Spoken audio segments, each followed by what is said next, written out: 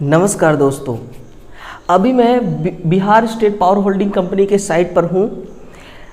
Bihar state का जो विद्युत विभाग में जो BSPSCL वाली वैकेंसी थी, ये काफ़ी चर्चित में थी, है ना। और काफ़ी लंबे समय से ये भर्ती चल रही है।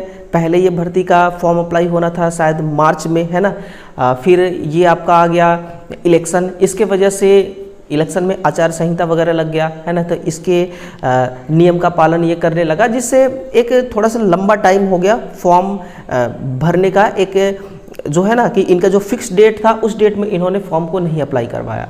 उसके बाद एक नया डेट जारी किया और उस नया डेट का जो लास्ट डेट था अप्लाई करने का, वो कल तक था, 19 जुलाई तक, है ना। और जैसा कि हम कह भी रहे थे कि एक बार इन्होंने फॉर्म अप्लाई करने का डेट को एक्सटेंड किया था। कोई ज़रूरी नहीं है कि बार बार एक्सटेंड करें। और देखिए मेरी बात जो है ये सही भी निकली। फॉर्म भरने का जो डेट था इसको एक्सटेंड विभाग ने नहीं किया, है ना।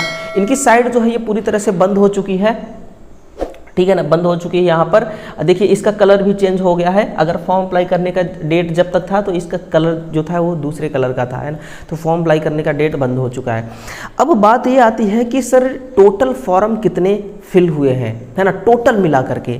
तो अगर दोस्तों टोटल फॉर्म फिलअप की बात करें हम, तो देखिए अभी ऑफिशियली तो कुछ भी अनाउंसमेंट नहीं हुआ है ना। ऑफिशियली तो अभी कुछ भी नहीं हुआ है। अनऑफिशियली की हम अगर बात करें तो इसने अपने साइट पर, है ना, BSPSCL ने अपने साइट पर ये बात बोला है कि भाई अनऑफिशियली तरीके से बोला कि हमारा जो वेबसाइट है उसको आप विजिट करते रहिए, चेक करते रहिए, उसमें अपडेट जो भी आएगा वो अपडेट आप तक पहुंचा दिया जाएगा, है ना। तो आप भी चेक करते रहिएगा और किसी भी प्रकार का कोई अपडेट आता है तो आप हमारे चैनल को सब्सक्राइब कर लीजिए, ठीक है ना। नोटिफिकेशन के साथ नोटिफिकेशन वाले ऑप्शन को भी क्लिक करिएगा ताकि नोटिफिकेशन आपको मिलने में कोई दिक्कत ना हो, जो भी हम इस विभाग से रिलेटेड, इस भर्ती से रिलेटेड अपडेट लाएंगे, है ना। अब चलिए बात आते हैं इन पदों पर। टोटल देखिए 1 2 3 4 5 6, है ना। 1 2 3 4 5 6 टोटल टेक्निकल टेक्नीशियन ग्रेड 3 पर, जूनियर अकाउंटेंट क्लर्क पर, कॉरेस्पेंडिंग क्लर्क पर, स्टोर असिस्टेंट, GTO और ये GTO, यानी कि टोटल जो 4 पद हैं, 4 भर्तियां हैं। 1 2 3 4, है ना। कितने हो गए? 1 2 3 4 5, टोटल 6 भर्तियां थी। टोटल 6 भर्तियां थी। इनमें से 5 भर्तियां नॉन टेक्निकल की हैं और 1 भर्ती है टेक्निकल की। ये शायद ये है टेक्निकल वाली, है ना।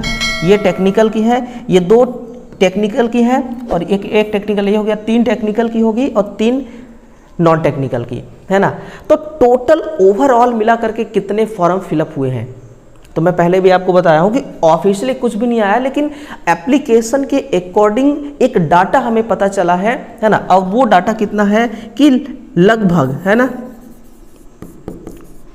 समथिंग 4 लाख, कितना, समथिंग 4 लाख, लगभग 4 लाख के अराउंड में फॉर्म फिलअप हुए हैं टोटल, इन सभी पदों को मिला करके, है ना। इन टोटल भर्तियों, इस भर्ती में जितने पद थे, इन सभी पद का मिला करके जो फॉर्म फिलअप हुआ है वो 4 लाख फॉर्म फिलअप हुआ है। ये डेटा कम ज़्यादा हो भी सकता है, ठीक है ना, लेकिन बहुत ज़्यादा कम ज़्यादा, बहुत कम ज़्यादा नहीं होगा, बस थोड़ा सा माइनर सा कम ज़्यादा हो सकता है।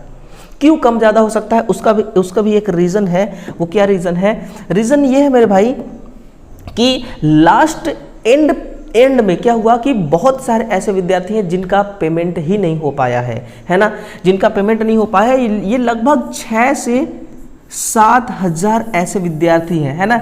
6 से 7 हज़ार ऐसे विद्यार्थी हैं जिन्होंने लास्ट टाइम का इंतजार किया था फॉर्म अप्लाई करने का, जबकि हम लोग बता के बोल के थक गए कि भाई लास्ट टाइम में कभी फॉर्म को अप्लाई मत करना, क्योंकि पेमेंट में प्रॉब्लम आती है और कई बार साइट नहीं चलती, और साइट नहीं चली इसीलिए शायद ये लोग पेमेंट नहीं कर पाए, है ना। तो ये 6 से 7 हज़ार ऐसे विद्यार्थी हैं जिनका जो पेमेंट है दोस्तों वो पेंडिंग पड़ा हुआ है। इनका फॉर्म रिजेक्ट होना तय है ना।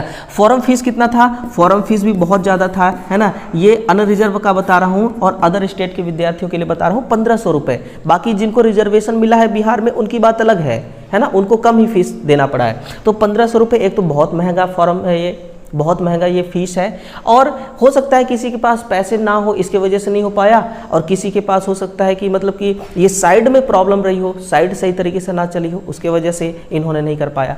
तो एंड वक्त में ऐसा ही होता है, सीखने वाला इसी भर्ती से सीख सकता है, ना सीखने वाला तो जीवन में कभी नहीं सीख सकता है ना। तो अगली बार से ध्यान दीजिए कि लास्ट डेट का इंतजार आपको नहीं करना है। तो ये जो 6 से 7 हज़ार बच्चे हैं, है ना, यही बच्चे इसमें प्लस भी हो सकते हैं, प्लस भी हो सकते हैं और माइनस भी हो सकते हैं, है ना। लेकिन अराउंड में 4 लाख भर्तियां जो है, इस भर्ती में 4 लाख छात्र फॉर्म को अप्लाई किए हैं। अब बात आती है कि सर कंपटीशन किस लेवल का होगा। मैं तो ये कहूँगा कि अगर ये 4 नहीं, अगर ये 40 लाख होता तो भी कंपटीशन ज़्यादा होता, अगर ये 4 से 3 लाख होती तो भी कंपटीशन ज़्यादा होता। आज के टाइम पे अगर आप कंपटीशन की तैयारी कर रहे हैं, तो अगर शुरुआत आज करें हैं आप ना, तो आज से 5 साल पहले ही एक बच्चा ऐसा है जो रात दिन मेहनत कर रहा है, बस किसी ना किसी एक छोटी सी कारण की वजह से उसकी नौकरी नहीं लग पा रही है ना। तो फिर आप तो उसके आगे अभी जीरो हैं, ठीक है ना। तो ऐसे हजारों लाखों की संख्या में छात्र हैं जो बिल्कुल दोस्तों अपने आप को वो समझ रखे हैं कि भाई कोई सा भी एग्ज़ाम आए बस उसको हम फोड़ सकते हैं, है ना। उस प्रकार के, उस लेवल की, नेक्स्ट लेवल की उनकी तैयारी हो चुकी है। तो कंपटीशन तो डाउन नहीं होने वाली है ना, कंपटीशन डाउन नहीं होने वाली है। हाँ, एक बात है, अगर पेपर बहुत ज़्यादा टफ हो जाए तो कंपटीशन की वाट लग सकती है ना, कंपटीशन की वाट लग सकती है अगर पेपर बहुत ज़्यादा टफ हो जाए तो, ठीक है ना। तो कंपटीशन वगैरह देखिए दोस्तों, यहाँ पर दबा के रहने वाला है, आपको किसी प्रकार की कोई दिक्कत नहीं लेना है। कंपटीशन चाहे रहे या ना रहे, है ना। जब इस कंपटीशन के दौर में अगर कोई जी रहा है तो फिर उसको कंपटीशन से कभी नहीं घबराना चाहिए, है ना, कंपटीशन से कभी घबराना नहीं चाहिए।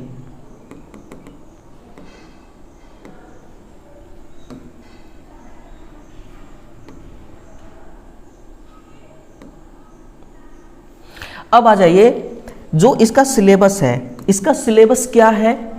मैं टेक्नीशियन ग्रेड 3 के सिलेबस की बात कर रहा हूं, तो इसका सिलेबस देखिएगा आप, technical paper as per final year syllabus ITI electrician trade में जो फाइनल ईयर का सिलेबस है इलेक्ट्रीशियन ट्रेड का, वही सब कुछ पूछा जाना है। तो जितने भी यहाँ पर टिक मैंने लगा दिया है ये सब कंप्लीट हो चुका है। इसका फाइनल मतलब कि एक प्लेलिस्ट मैंने बना रखा है, वो प्लेलिस्ट का लिंक ना इस वीडियो के डिस्क्रिप्शन में डाल दूंगा, आप वहाँ से हर क्लास को देखिए। जितने भी हमने क्लास लिए है ना, वाकई में जिंदा दिली तरीके से क्लास ली है दोस्तों, बहुत बिंदास क्लास है, आप देखिएगा। बाकी जितने बचे हुए हैं उनको भी हम सॉल्व कराएंगे। अभी हमारा मशीन का कंट्रोल पैनल वाला सेक्शन चल रहा था, है ना, वो भी अब खत्म ही है ना। उसके बाद हम ट्रांसफार्मर को कवर करने वाले हैं। ये देखिए ट्रांसफार्मर वाइंडिंग है, इस ट्रांसफार्मर को कवर करने वाले हैं। तो चैनल को सब्सक्राइब कर लो अभी तुरंत, आप सबसे पहला काम तो आपको ये करना है और हमारे साथ जुड़ करके तैयारी करिए। बाकी इसकी तैयारी कराने की जो जिम्मेदारी है वो मेरी है दोस्तों। एक बार ये सारे टॉपिक्स तो खत्म होने दीजिए, उसके बाद देखिए मैं कैसे आपको मैराथन क्लास देता हूँ, है ना, और कैसे आपका टेस्ट के लिए क्वेश्चन मैं खुद बनाऊंगा, ठीक है ना, टेस्ट करवाऊंगा आपको, टेस्ट लूंगा आपका, ठीक है, और इसका मैराथन क्लास दूंगा, मिक्स क्वेश्चनों का मैराथन क्लास दूंगा, वन लाइनर क्वेश्चनों का मैराथन क्लास दूंगा, और इसका जो न्यूमेरिकल क्वेश्चंस होते हैं उनका मैराथन क्लास होगा। यानी कि पूरी तरीके से हम इस सिलेबस का ना धज्जियाँ उड़ाने वाले हैं, यूँ समझिए, ठीक है ना। तो अभी चैनल को सब्सक्राइब करिए, हमारे साथ जुड़िए। चलिए, अपने लफ्ज़ों को मैं यहीं पर अल्प विराम देता हूँ, मिलते हैं अगले सेशन में दोस्तों, नमस्कार।